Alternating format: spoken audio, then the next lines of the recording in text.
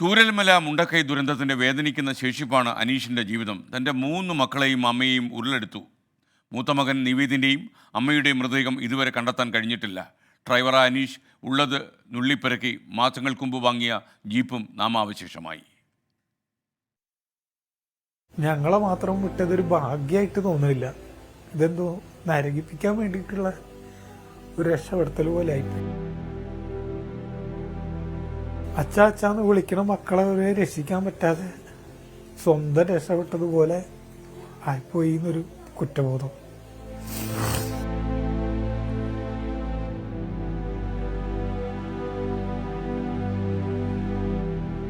അവരോട് ഞാൻ എപ്പോഴും പറയും, മക്കൾക്ക് എന്തെങ്കിലും പറ്റുകയാണെങ്കിൽ അച്ഛൻ എപ്പോഴും കൂടെ ഉണ്ടാവുന്നു. പക്ഷെ എനിക്ക് അവരുടെ കൂടെ നിൽക്കാൻ പറ്റിയില്ല, അവരെ രക്ഷിക്കാൻ പറ്റിയില്ല.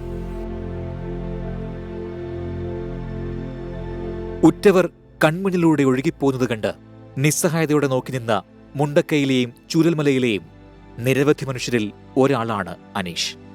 മണ്ണിലേക്കമർന്ന് ഉറ്റവർ ഇല്ലാതായ ആ കെട്ടരാത്രിയുടെ നടുക്കം കണ്ണിൽ നിന്ന് ഇനിയും മാഞ്ഞിട്ടില്ല. എൻ്റെ ഭാര്യ വന്ന് മക്കളെ 3 കിട്ടിയില്ലല്ലേ എന്ന് ചോദിച്ചു. അപ്പം ഞാൻ പറഞ്ഞു, ഞാൻ കുറേ പ്രാവശ്യം വീണ് എഴുന്നേറ്റ സമയത്ത് കുറേ പ്രാവശ്യം വിളിച്ചു, അവരാരും വിളി കേട്ടില്ല എന്ന് പറഞ്ഞു. അപ്പോൾ ഭാര്യ പറഞ്ഞു, അവൻ അച്ചാന്ന് കുറേ പ്രാവശ്യം വിളിച്ചു, നിങ്ങൾ കേട്ടില്ല എന്ന് പറഞ്ഞു. കണ്ണുണ്ട് പക്ഷെ കാഴ്ചയില്ല, ചെവിയുണ്ട് കേൾവിയില്ല. അപ്പോൾ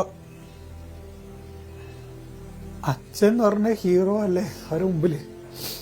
അച്ഛൻ വിളിച്ചു കഴിഞ്ഞാൽ വന്ന് രക്ഷിക്കുന്നു വിചാരിച്ചു, പക്ഷെ എനിക്ക് രക്ഷിക്കാൻ പറ്റിയില്ല.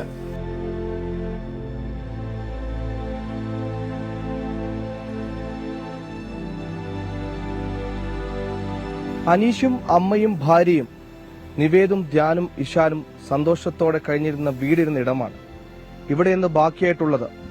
അവരുടെ വീടും സ്വപ്നങ്ങളും പ്രതീക്ഷകളും തുടച്ചു നീക്കിയ പാറക്കൂട്ടങ്ങളും പിന്നെ അനീഷും ഭാര്യയും മാത്രം.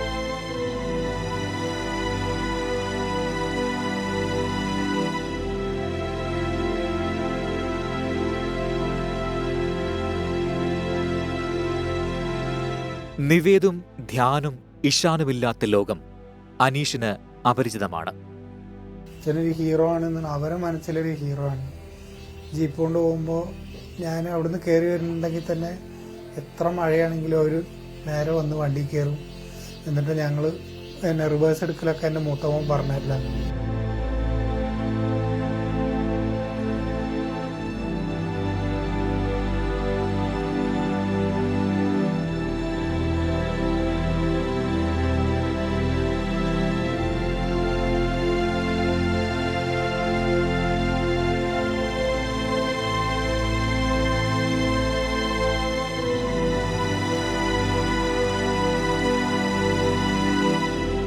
ജീവിതത്തിൽ ആദ്യം കണ്ട മകനെ അവസാനമായി കാണാനാകാതെ ഇപ്പോഴൊരു വിശ്വാസം എന്താ വെച്ച് കഴിഞ്ഞാൽ, മുഖമൊന്നും തെളിയാതെ ആർക്കും അറിയാതെ എവിടെയെങ്കിലും ഒരു ഹോസ്പിറ്റലിലോ എവിടെയെങ്കിലും ഉണ്ടായാൽ മതി എന്നുള്ളൊരു പ്രാർത്ഥന.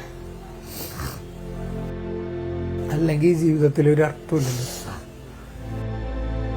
എല്ലാം അറിഞ്ഞിട്ടും ഒരു പ്രതീക്ഷ. സുഹൈൽ മുഹമ്മദ്, 24 വയനാട്.